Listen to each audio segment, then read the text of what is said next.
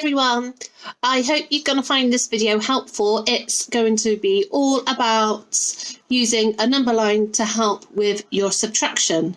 So that should help us all with our high fives that we do every morning. Have a go at this video, get your yellow books out and copy down what I do, excuse me, and then have a go at your subtracting high five questions.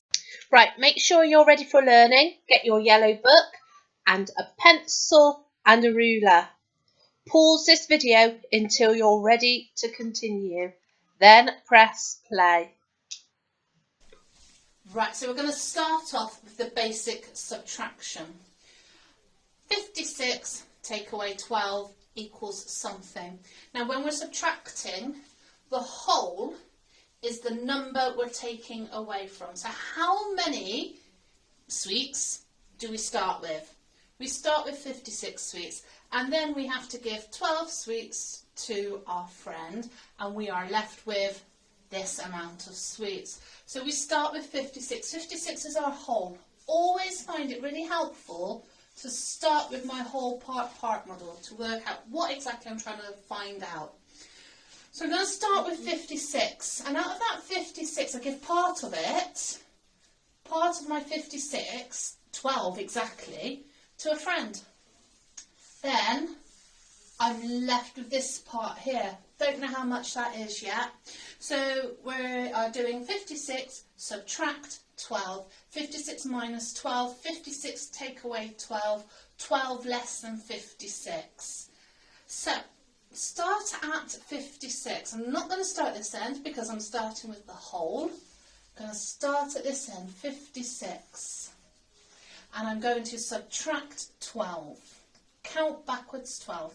Now here's my 12, same thing. I'm going to split my 12 up. How many 10s do I have? 1 10, I'm hoping everyone shouted. And how many 1s do I have? 2 1s. So instead of counting back 12 in one go, I'm going to do it in 2 goes. I'm going to count back my 10s, then I'm going to count back my 1s. Starting on 56, I'm going to count back my 10.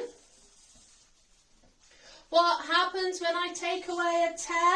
What happens to the 1s? I really hope you all shouted, they stay the same. The 1s do stay the same. I'm only taking away a 10. So my 1s are going to stay the same. I've taken away 1 10. I had 5 10s. 5 10s. Take away 1 10 equals 4 10s. So the answer is 46. 56, 46. Great. Done that. Now I need to take away my 2 1s. 1, 2 jumps backwards. 46. I'm counting backwards. 45, 44. There we go. I think the answer is 44. Now I'm just going to check. Start at 44, count on my 2 1s, 45, 46, count on my 1 10, yes, I land on 56, that's right. So, this part here, when I start with 56 and I count back 12, the answer is 44. The answer is 44, brilliant. Don't forget, if you see the sum written the other way round, it doesn't matter which way round it's written, it's still the same thing. 56, take away 12.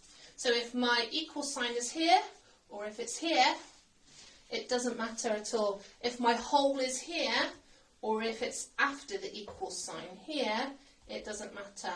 What happens when we have a missing whole? We don't know the whole here. We know if we've got the whole and we take away 16, we're going to be left with 35. So if I start with my whole, which I don't know what it is, and I have this part here, if I take away this part here, which is 16, I know I'm going to be left with this part here, 35. But I don't know the whole amount. I don't know how many sweets I've got to start with. I know if I had some sweets and I gave 16 to a friend, that I would then have 35 sweets left.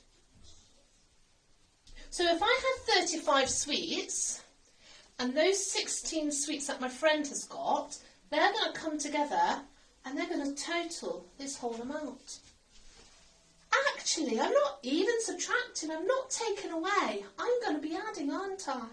I need to know how much this part and this part is to make the whole.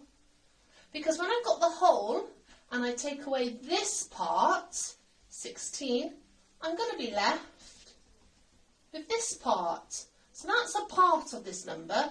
This is a part of this number. So when they're brought together, that's going to equal my number. Brilliant.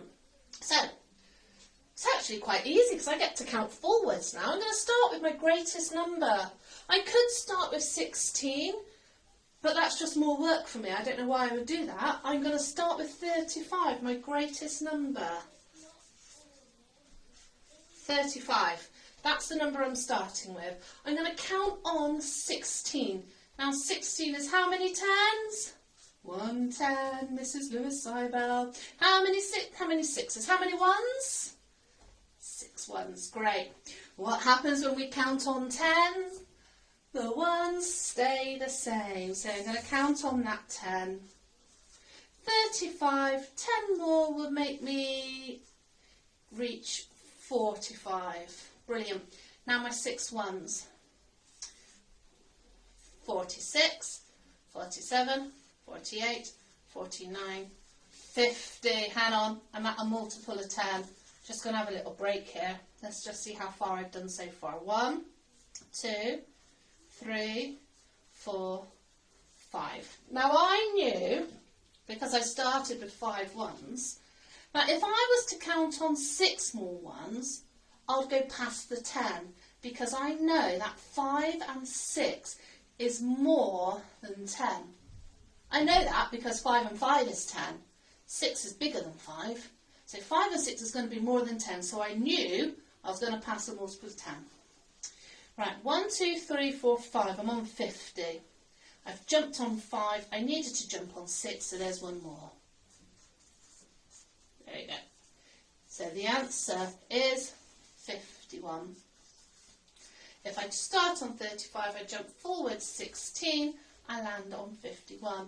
I could check it now as a takeaway if I wanted to. I could start on 51, jump back 6, 1, 2, 3, 4, 5, 6, I'm on 45, and then jump back the 10, I land on 35. Brilliant. Have a go at your high five now, guys. See how you get on.